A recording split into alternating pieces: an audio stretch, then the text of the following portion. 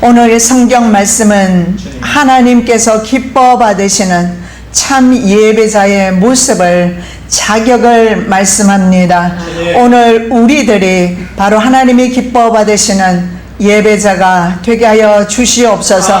오늘도 말씀을 증거할 때에 사람의 모습은 감추어 주시옵시고 성령 하나님께서 친히 증가하여 주셔서 우리의 심령 속에 각인되게 도와 주시옵시고 하나님이 받으시는 삶의 예배가 되게 도와 주시옵소서. 마치는 시간까지 성령께서 함께 하실 줄로 믿사오며 거룩하신 예수 그리스도 이름으로 기도드립니다. 아멘.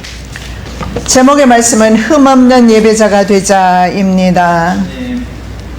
한국교회는 바이러스 확산 방지와 예방 차원에서 교회의 모든 소모임은 물론이고 공예배까지 금지당하고 있습니다. 원래 비대면 예배는 성경에 없습니다. 구약시대는 1년에 3차례씩 예루살렘 성전까지 모두 가야 했습니다. 마가 다락방에는 120명의 성도가 모였을 때 성령 강림 사건이 있었습니다. 마지막이 가까울수록 모이기를 힘쓰라고 말씀합니다. 이러한 때에 우리는 모이지 못하고 흩어진 교회가 된 것을 바로 사도행전 8장에 예루살렘 교회에 환란의 바람이 불면서 교회가 흩어진 것처럼 우리가 이제 흩어진 교회로서 사명을 감당할 때가 된 것 같습니다. 주의 궁정에서 하루가 다른 곳에서 첫날보다 낫고 악인의 장막에 사는 것보다 주의 성전 문지기로 있는 것이 좋다라고 성경은 그렇게 말씀하고 있습니다. 그러나 이제는 성전 유형 교회에 모이지 못하는 시대에 우리의 가정과 우리의 사업장과 우리의 걸어가는 길이 바로 하나님의 교회가 될 것입니다. 교회사를 보면 교회가 세상 권력에 의해서 탄압당할 때 모일 수가 없었으며 흩어지는 교회로서 존재할 수밖에 없었습니다. 자, 미국이 9.11 사건 이후에 애국자법이라든가 반테러 법안을 통과시켜서 국민을 감시하거나 통제했던 것처럼 바로 이 코로나 이후에 정부 권력은 막강한 힘을 가지고 개인 정보와 관련하여 국민의 권리를 제한하고 있음을 우리가 눈으로 보고 있습니다. 코로나19는 전 세계적인 대형 교회를 자랑하고 전 세계적인 교인 수를 자랑하는 한국 기독교회의 힘을 완전하게 약화시키는 일을 했습니다. 세계적인 권력입니다. 바로 성경에는 7머리와 10뿔로 나옵니다. 바로 7머리 10뿔 가진 짐승 권력입니다. 그 도리에 대해서는 우리가 다니엘과 요한계시록을 통해서 이미 예언받은 바 있습니다. 이 코로나19는 제가 생각했을 때 바로 기독교라는 구세력 내지는 구질서입니다. 그 질서를 대신하는, 그래서 질서가 바뀌는 시점이 되었다라는 것을 볼 수가 있습니다. 그래서 새로운 시대가 열린 것입니다. New Age, 그래서 운동이 일어나고 있는데 바로 New World Government입니다. New World Governance, New World Order입니다. 그래서 그들은 물병자리 시대라고 합니다. 그래서 기독교회 구세력은 약화되어야 되는 것이 성경적으로 봤을 때 한때 두때 반때 이제 후 3년 반에 이루어지게 되는 성경의 예언의 성취이기도 합니다. 자, 그렇다면 이러한 시대에 살고 있다는 사실은 분명합니다. 그렇다면 성도는 어떻게 살아야 할 것인가? 예배가 회복이 되어야 합니다. 하나님이 받으시는 흠 없는 예배자가 되어야 합니다. 하나님께서 기뻐 받으시는 바른 예배를 드려야 하는데 오늘 본문에 나와 있습니다. 한국 교회의 공적 예배는 주일, 수요일, 금요일입니다. 자, 시편 15편은 주의 장막의 유활자 그리고 주의 성산의 구할자의 자격에 대한 말씀입니다. 그동안 우리가 공예배를 드리고 있었지만 지금은 공예배를 드리지 못하고 흩어진 교회가 되었습니다. 자, 그런데 공중예배 참석을 위해서 제의나 윤리적 자격에 대한 규정들을 말씀하고 있습니다. 이제 새로운 우리에게는 종교 문화가 생겨났습니다. 이제 신도 가운데 신자 가운데 20%는 교회에 들어가지 않으며 그래서 공예배를 드리지 않겠다라고 설문조사에서 말하고 있습니다. 자, 공예배를 더 이상 모여서 드리지 않고 그리고 현재 우리의 상태는 여전히 모이지 못하는 그런 상태에 영상 예배를 통해서 더 작은 교회는 영상 예배도 드리지 못하고 흩어진 상태에서 우리는 주님께 예배자로서 서야 되는 정말 어려운 시점에 우리는 서 있습니다. 그렇다면 우리는 어떻게 해야 할까요? 우리 삶의 현장에서 바른 예배를 드려야 하는데 삶의 현장에서 우리가 일주일을 살아갈 때 어떻게 살아갈 것인가 하는 것을 오늘 보여줍니다.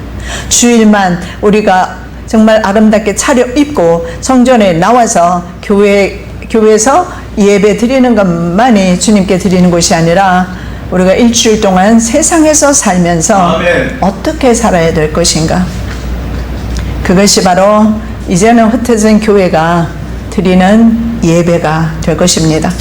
자, 누가 공적 예배를 드릴 것인가? 1절입니다. 여호와여 주의 장막에 유할 자 누구 오며 주의 성산에 구할 자 누구 오니까. 자, 순례자들이 예루살렘 성소에 들어갈 때 이 시를 암송을 했습니다. 그래서 1절 말씀을 암송하고 그리고 4절부터 5절 말씀까지는 제사장이 바로 예배 드릴 수 있는 자의 자격에 대해서 말씀합니다. 주의 장막과 주의 성산은 예루살렘 준공 이전에 공적 예배를 드렸던 바로 시온 장막입니다. 그리고 시온 언덕이라고 하기도 합니다.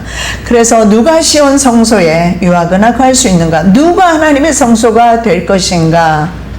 유할자 구르입니다. 나그네이죠. 이방 땅에 체류하는 것을 의미합니다. 저는 이민자 생활을 20년 가까이 했기 때문에 이 구르 바로 유하는 삶, 체류하는 삶이 어떤 것인가 잘 알고 있습니다. 거하다 샤칸도 마찬가지입니다. 유목민들이 텐트를 치고 사는 삶을 가리킵니다. 그래서 우리는 세상 살면서 바로 나그네와 같이 살아가고 그래서 우리 자신이 바로 그러한 시온 성소가 되어야 된다는 사실을 왜냐하면 우리 육신을 통해 우리 육신이 바로 구별된 하나님의 성소이기 때문에 그렇습니다. 자, 예수님은 이 산이나 예루살렘에서도 예배하지 말고 이렇게 말씀합니다. 그 산은 어떤 산일까요? 그리심산을 가리킵니다. 북이스라엘은 예루살렘 성전이 없기 때문에 그리심산에 모였던 것 같습니다. 아버지께 예배할 때가 이른다고 수가성 여인에게 말씀하셨죠. 아버지께 참으로 예배하는 자들은 신령과 진정으로 예배할 때가 오나니 곧 이때라. 아버지께서는 이렇게 자기에게 예배하는 자들을 찾으시느니라. 흩어진 교회들이 어떤 예배를 드려야 하는가 말씀하고 있는 것입니다. 바로 신령과 진정으로 in spirit입니다. 그리고 in truth 바로 영과 진리로 예배하라. 진리는 곧 예수님을 가리킵니다. 예수님과 성령으로 예배하라. 성령으로 진리로 예배하는 때임을 알 수가 있습니다. 자, 시온 성소나 거룩한 언덕은 하나님의 임재가 있는 곳입니다. 그리고 하나님의 보호가 있는 곳입니다. 그래서 성전에 모이지 못하면 하나님의 보호가 없을까요? 성도의 거주지가 교회가 됩니다. 그렇다면 우리의 가정은 거룩한 곳이어야 할 것입니다. 성도가 바로 교회가 되기 때문에 그렇습니다. 비록 성전으로 구별된 곳은 아니지만 예배드리는 장소와 심령의 하나님의 임재를 경험하게 될 것입니다. 그래서 누가 공적 예배를 드릴 것인가? 제사장이 이제 답변을 합니다. 이 답변을 우리가 일주일 동안 생각하면서 묵상하면서 내가 바로 참 예배자로 흠없는 삶을 살아야 되겠다. 결단하시고 결심하시는 시간 되시기 바랍니다. 두 번째는 그래서 예배자는 흠없는 삶을 살아야 합니다. 자, 공적 예배를 드리기 위해서 제사장은 10가지 중에서 해야 할 것과 하지 말아야 할 것을 말하는데 10가지 중에서 어떤 것은 하며 어떤 것은 아니하며 이렇게 표현하고 있습니다. 잘 기억하셨다가 하며 해야 될 것은 무엇이며 아니하며 하지 말아야 될 것은 무엇인지. 아멘. 자, 2절에서 5절 말씀입니다. 정직하게 행하며 공의를 일삼으며 그 마음의 진실을 말하며 그 혀로 참소치 아니하고 그 보색에 행악지 아니하며 그 이웃을 회방치 아니하며 그 눈은 망령된 자를 멸시하며 여호와를 두려워하는 자를 존대하며 그 마음에 서원한 것은 해로울지라도 변치 아니하며 별리로 대금치 아니하며 뇌물을 받고 무죄한 자를 해치 아니하는 자는 이런 일을 행하는 자는 영영이 요동치 아니하리라. 자, 첫째, 정직하게 행하라. 아멘. 거짓말하지 마시고 할렐루야. 속이지 마시고 아멘. 예배자는 정직하게 살아야 합니다. 아멘. 정직과 공의와 진실 이런 것은 하나님께서 가장 사랑하시는 성품입니다. 할렐루야. 솔로몬은 아버지 다윗이 성실과 공의 그리고 정직한 마음으로 주와 함께 주 앞에서 행했다라고 열왕기상 3장 6절에서 고백하고 있습니다. 아멘. 여러분 이 시간에 한번 생각해 보시기 바랍니다.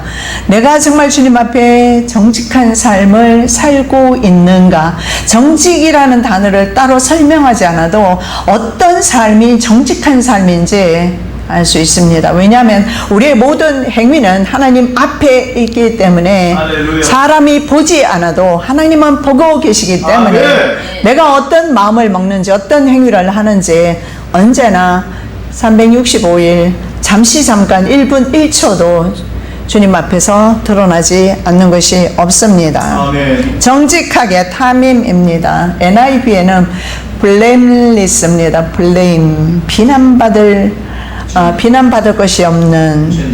그리고 upright은요 바로 똑바로 선 것을 말합니다. 막대기 같이 생긴 것들 말이죠. 흠없는 완전한 그런 의미가 되겠습니다. 자, 완전하게 길을 걷는 사람입니다. 그런데 우리는 의문이 생기죠. 그러면 우리가 어떻게 완전할 수 있을까? 창세기 말씀 보겠습니다. 나는 전능한 하나님이라. 너는 내 앞에서 행하여 완전하라. 너는 내 앞에서 걸으라. 이렇게 말합니다. 여러분, 우리는 꼭 삶 속에서 주님 앞에서 걷고 있다는 생각을 마음을 먹고 살아가셔야 합니다. 아멘. 그리고 너는 내 앞에서 걷는데 역시 blameless입니다.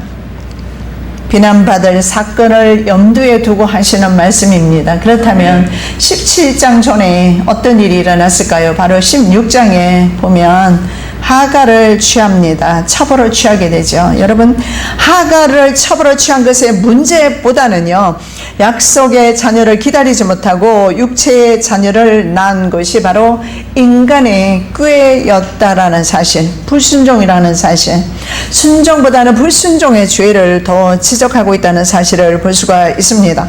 왜냐하면 이런 육체를 따라가는 생각 자체는, 그리고 육체를 따라가는 이 불순종은 바로 사탄과 사람에게 비난거리가 되기 때문에 그렇습니다. 밧세바를 취했을 때 나단 선지자를 통해서 책망받을 때 사단에게 회방거리를 주었다라고 책망받는 것을 봅니다. 아멘. 자, 원래 하나님께서 전도서 7장 29절에 말씀해 보면 원래 하나님께서 사람을 정직하게 지었다. 언제부터 비뚤어졌을까요? 아담의 범죄 이후에 그렇게 되었을 겁니다. 그래서 사람이 많은 꾀들을 내었다라고 전도서 기자가 말합니다. 정말입니다. 머리를 좀 쓰지 않았으면 좋겠습니다. 머리 굴리지 말고 잔꾀 내지 말고 주님 앞에 순수하게 정직하게 바르게 곧게 나아갔으면 좋겠습니다. 아멘. 하나님께서는 마지막 때 예배자로 그런 사람을 찾고 있기 때문에 그렇습니다. 아멘. 꾀들을 내는 것은 인간의 방식입니다. 아브라함은 꾀를 냈습니다. 기다려도 자식이 탄생하지 않습니다. 그래서 그래서 한 10년쯤 기다리다가 더 이상 기다리지 못하고 꾀를 내어서 바로 다른 여자를 통해서 자식을 낳는데 그 자식은 성경에서 갈라디아 말씀에 보면 육체의 자녀라고 말씀합니다. 육체를 따라서는 자녀입니다. 약속을 따라서 사라를 통해서 태어난 자식이 아닙니다. 사라를 통해서 태어난 이삭의 후예로 예수 그리스도가 오시기 때문에 아멘. 예수가 없습니다. 인간의 꾀 가운데는 주님이 안 계십니다. 아멘. 자, 공의를 행하라, righteousness. 공의를 행해라. 이 아멘. 공의도 여러분 모르지는 않을 것입니다. 하나님의 속성 가운데 하나인 공의입니다. 최대크입니다. 하나님과의 관계에서는 언약을 지키는 것을 의미합니다. 아멘. 하나님과의 관계에서 하나님의 율법과 하나님께서 우리에게 요구하시는 것을 지키는 것이 바로 공의입니다. 아멘. 불순종하는 것은요, 불법입니다. 불입니다. 반대죠. 아멘. 자, 이웃과의 관계에서는 도덕적 규범을 준수하는 것을 말합니다. 다른 사람이 나에게 어떤 행위를 하든지 간에 중요하지 않습니다. 나는 이웃을 향해서 바로 하나님께서 원하시는 그 규범을 따라서 율례와 법도를 지켜 살아야 할 것입니다. 아멘. 이처럼 삶의 예배는 우리의 태도와 자세 등과 관련이 있다. 우리가 예배를 거룩하게 드리면 된다. 그리고 삶 속에서는 내가 아무렇게 살아도 된다. 라는 것이 아닙니다. 바로 우리 삶의 태도와 삶의 자세가 어떠해야 하는가. 하나님은 불꽃 같은 눈으로 보고 계십니다. 언제나 watching. 언제나 주님은 쉬지 않고 우리를 보고 계십니다. 신명기 말씀에 보면 하나님께서는 연초부터 연말까지 하나님의 눈이 그 땅을 떠나지 아니하리라 이스라엘 백성에게 약속하셨던 말씀입니다. 아멘. 동일하게 저와 여러분에게도 하나님의 눈이 떠나지 아니하는데 우리는 일주일간 우리의 삶의 태도와 사상과 생각은 어떠합니까? 사도 바울은 로마서 12장에서 이 세대를 본받지 말라. 아멘. 세상 사람과 다른 삶의 방식을 가지고 살라라고 말씀합니다. 그리고 마음을 새롭게 하라. 마음의 변화가 일어나야 된다고 말씀하는 겁니다. 아멘. 그런 후에 하나님의 선하시고 기뻐하시고 온전하신 뜻이 무엇인가? 분별하면서 살아가라고 아멘. 요청하고 있습니다.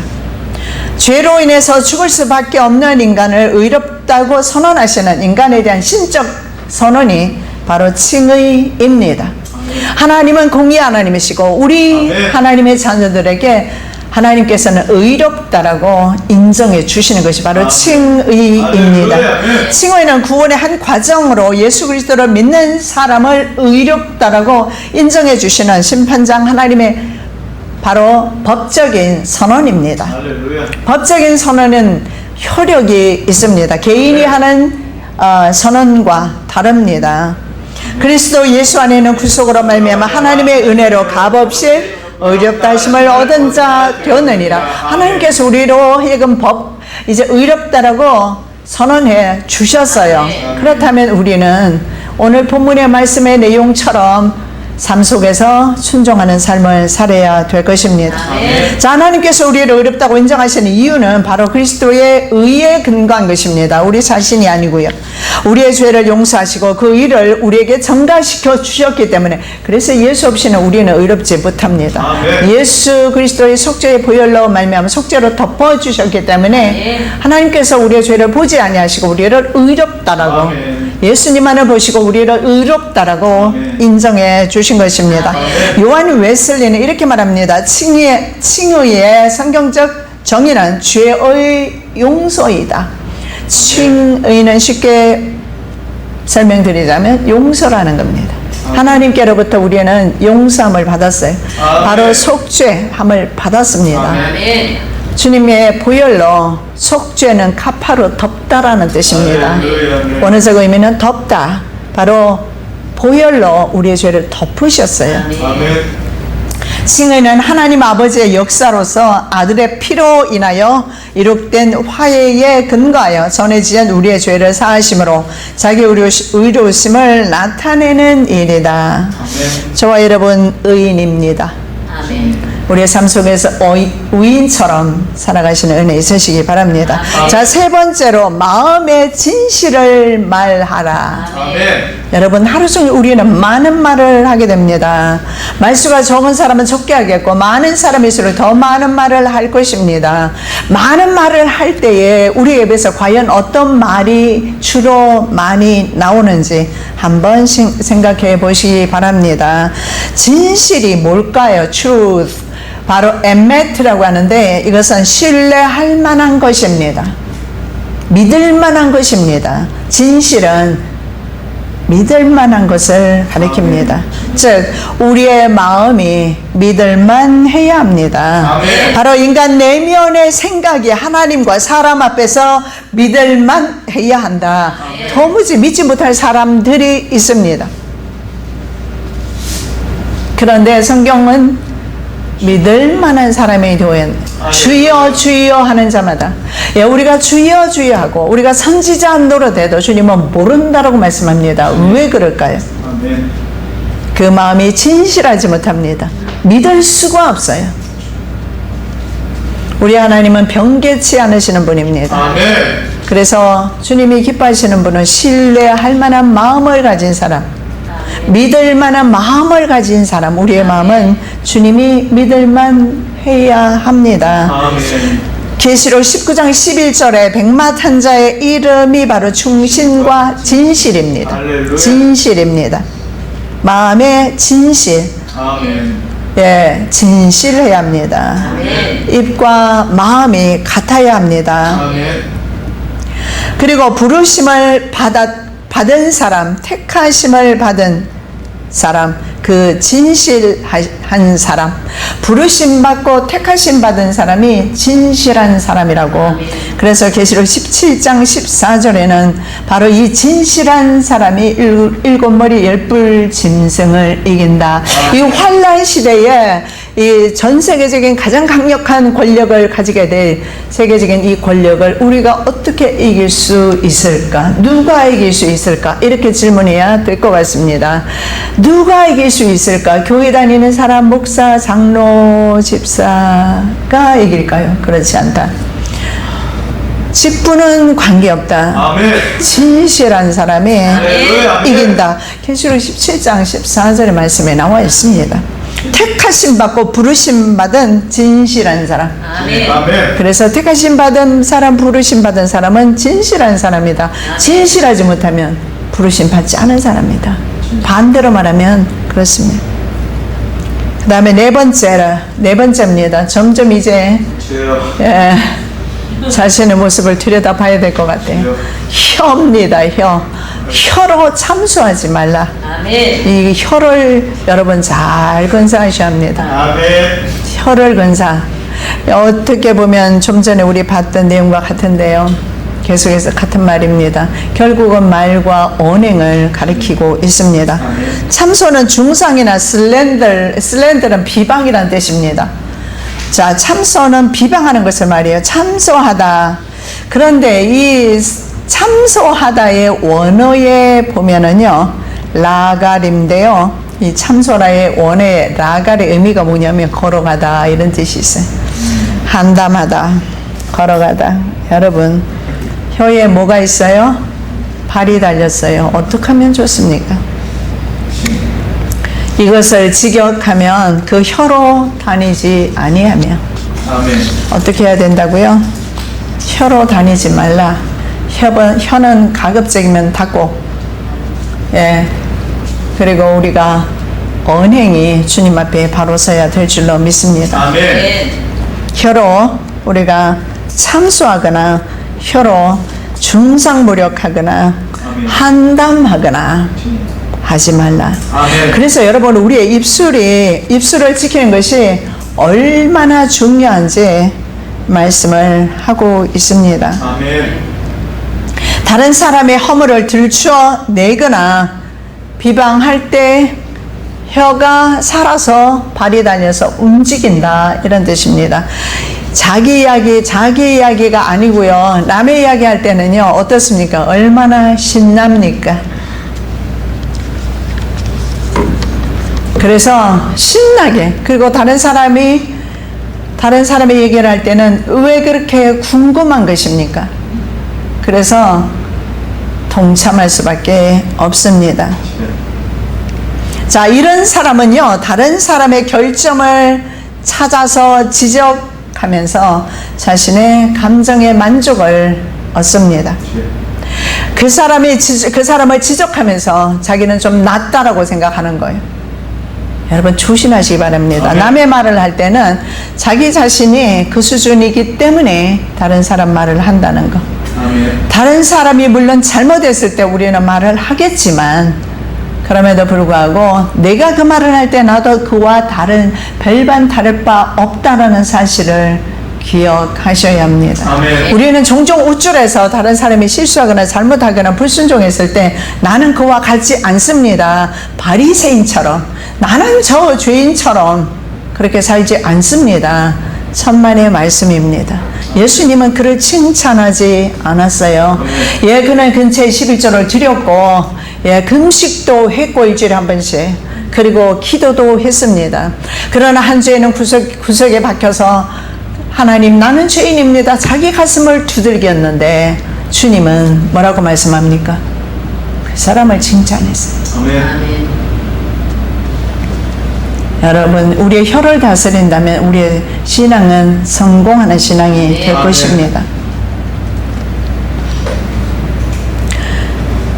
여러분, 우리가 사용하는 말은 그 사람을 그대로 닮아 있습니다.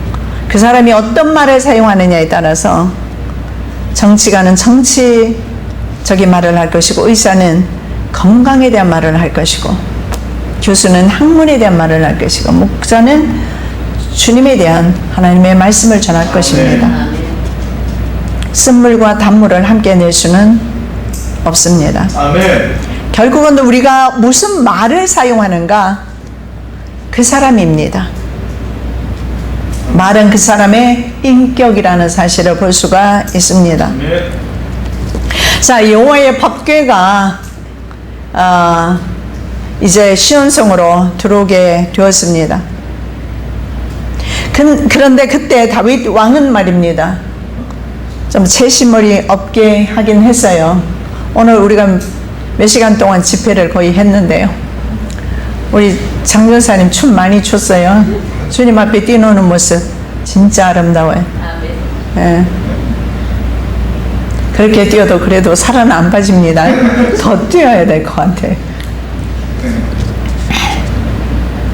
그런데 다윗이 우리 장전도사님처럼 주님 앞에 뛰놀았어요.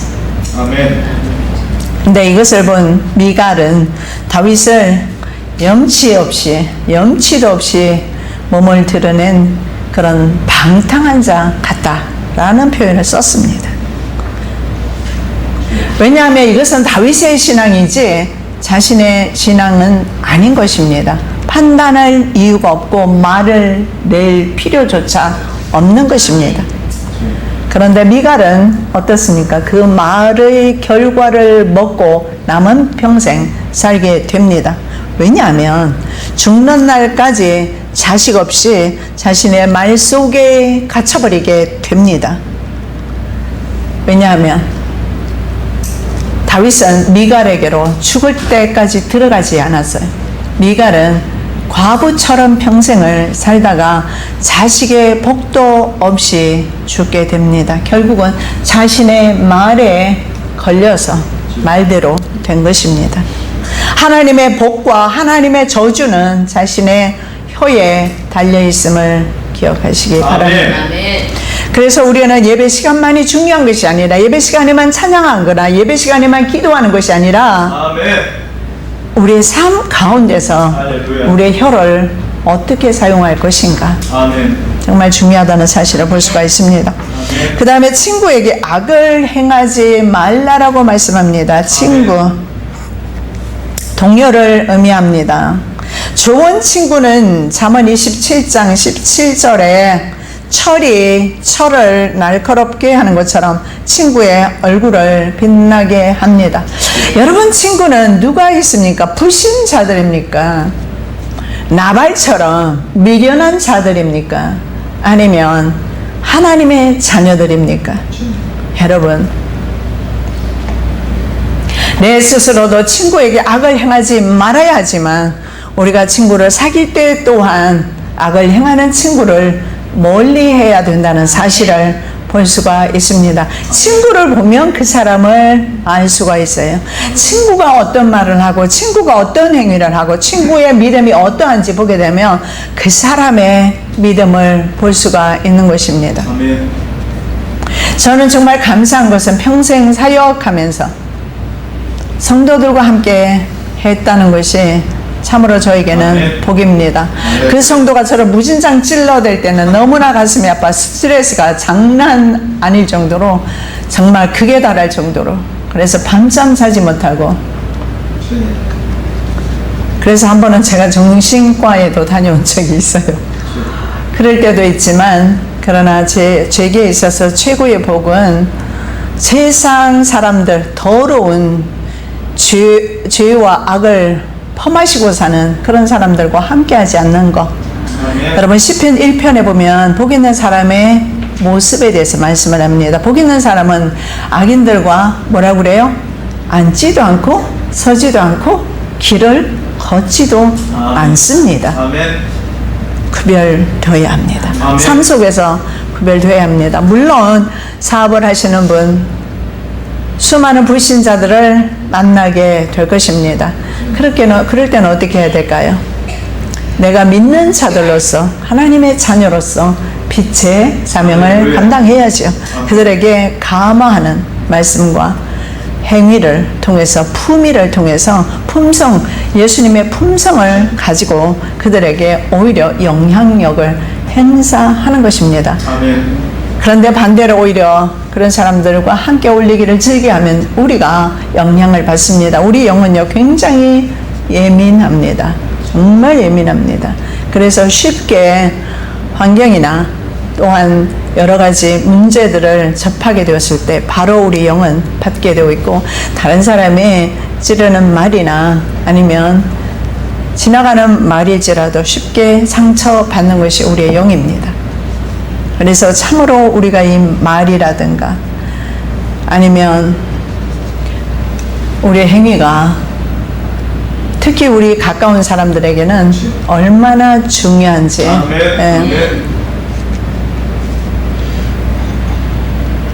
바로 말은 그 사람의 인격입니다. 그래서 결국은 미갈은 그 말대로 자신의 혀로 말미암아 저주를 받고 자녀가 없습니다. 자신의 아들이 왕위를 물려받을 수 있는 기회를 놓치게 되는 것입니다. 자, 그 다음에 이웃을 회방하지 말라. 아멘. 회방은 조소나 수치, 욕설을 말합니다. 이거 또 나오네요. 이 말입니다. 욕설. 욕하지 말라는 겁니다. 회방은 조소하는 거나 수치나 혹은 욕설입니다. 이웃에게 이런 말을 해서 안 되는데 어쩌면 우리 가장 가까운 이웃이 아내와 남편이 될 수도 있어요. 농담이라도 욕하지 마시고 듣지도 않는 것이 욕은 입에서 내지도 말고 듣지도 않는 것이 지혜롭다. 저는 친정에서 자라면서 목사 가정에서 자랐으니까 욕이라는 것을 들어본 적이 없어요.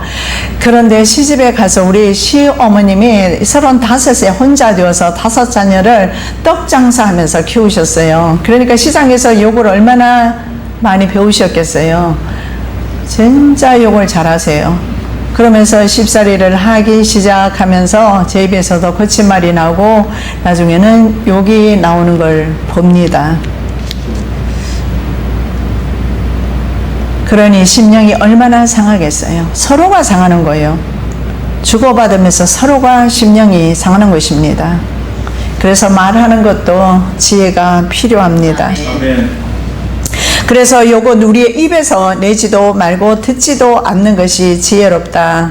특히 욕이나 음담, 패설이나 이런 것을 입에 달고 다니는 사람을 보는데요. 그리고 불신앙적인 말들, 그리스도인이면서도 늘 불신앙적인 말들을 입에 달고 사는 사람들이 있습니다. 여러분, 하루 종일 자신의 입에서 어떤 말들이 나오는지 그리고 또 어떤 말들을 듣고 있는지 잘 한번 생각해 보시기 바랍니다. 아멘. 자, 7번째는요. 눈은 망령된 자를 멸시하며 여호와를 두려워하는 자는 존대하라. 여러분, 눈이 복이 있어야 돼요. 눈이. 아멘. 망령된 자는 좀 멸시하고 하나님의 종들은 여호와를 두려워하는 사람들은 좀 존경할 줄 알아야 된다. 아멘. 망령된 자는요, 히브리어 동사 거절하다의 명사형입니다. 망령된 자는 우상 숭배하는 자로 하나님으로부터 거절받은 사람입니다. 하나님에 의해서 거절당한 자가 바로 니무아스, 거절하다. 악한 사람입니다. 멀리하는 생활 습관을 통해서 악의 영향을 받지 않아야 돼요. 그래서 우리의 삶 가운데 때로 우리가 사업을 하기 때문에 어쩔 수 없이 약한 사람을 만나기도 하지만 가급적이면 사업 외에는, 일 외에는 만나지 않는 것이 이익이라는 생각이 듭니다. 왜냐하면 그 영향을 받기 때문에 그렇습니다. 여러분, 아비가일이요, 참으로 선량한 사람이었고 지혜로운 여인이었어요. 그런데 어떻게 해서 정략 결혼했는지 나발이라는 미련한 자와 살게 됩니다. 그런데 하나님께서 나발을 치셨죠. 그렇게 되면서 아비가일은 팔자를 고칩니다. 어떻게? 다윗의 아내가 돼요. 믿음의 장부, 하나님의 마음이 합한 종 다윗의 아내가 된단 말입니다. 아멘.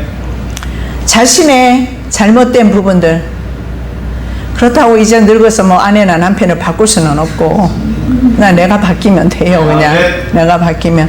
왜 바꿀 생각을 합니까? 자기가 바뀌면 되지. 아멘. 왜냐하면 우리의 영은 좀 전에도 말씀드린 것처럼 듣는 것을 통해서도 상처받습니다. 손상을 입게 됩니다. 실컷 영어로 기도했음에도 불구하고 말 한마디에 그래서 완전히 쏟아버리는 경우가 참으로 많아요. 그래서 여러분, 특히 아내와 남편에게 여러분 정말 말 조심하시고, 아멘. 은혜스러운 말, 격려되는 말, 힘을 실어주는 말, 그리고 무엇보다도 하나님께서 주신 말씀을 서로 증거하며 나누는 아멘. 그런 부부지간 되시기 바랍니다. 아멘.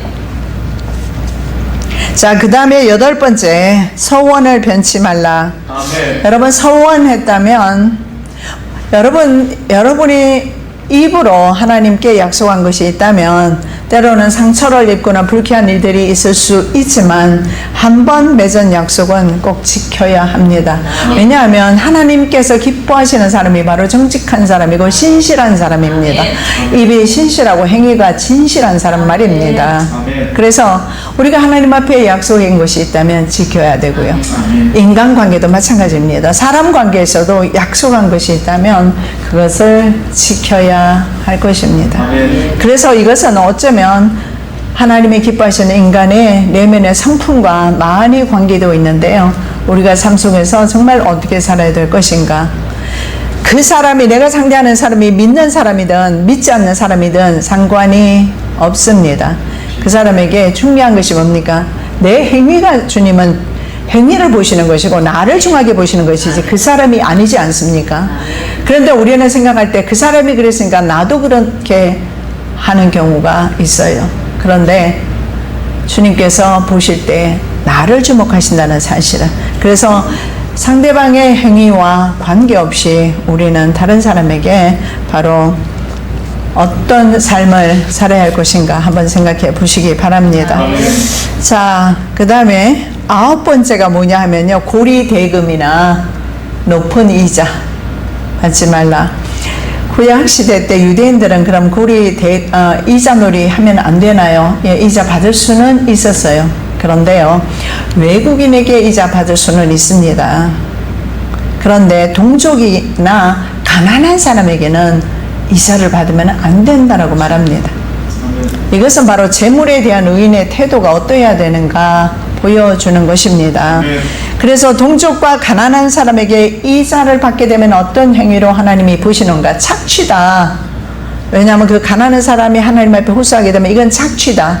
이렇게 보는 것입니다. 왜냐하면 당시에 바벨론 고리 대금업자들은 35%를 이자로 뗐다라고 합니다. 어떻게 갚을 수가 있어요?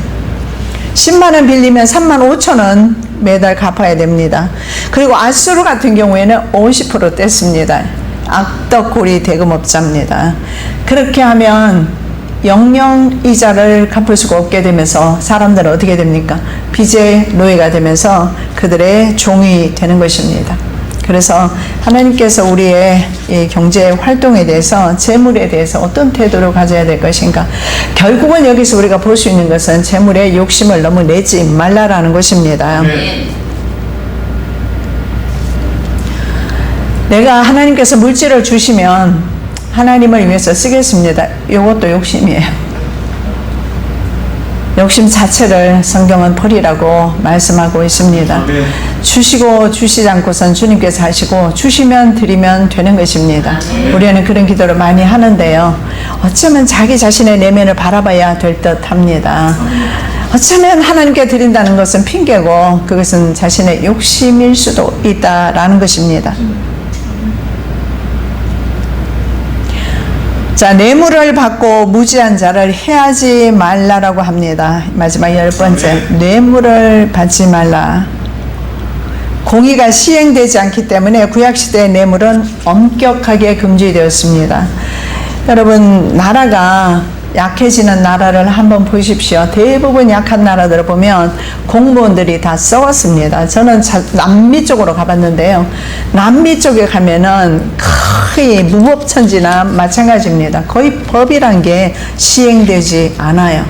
그래서 총 가지고 설치는 사람들이 난무하고, 히스패닉 계열 그 멕시코 쪽으로 가도 마찬가지고, 온두라스에 가면 저는 보니까 더 심하더라고요. 그래서 선교사님 집을 갔는데 선교사님 집 밖을 지키는 그 집이 여러 집으로 되어 있어요. 시큐릿을 다 개인적으로 고용해서 그렇게 지키는 것을 봅니다.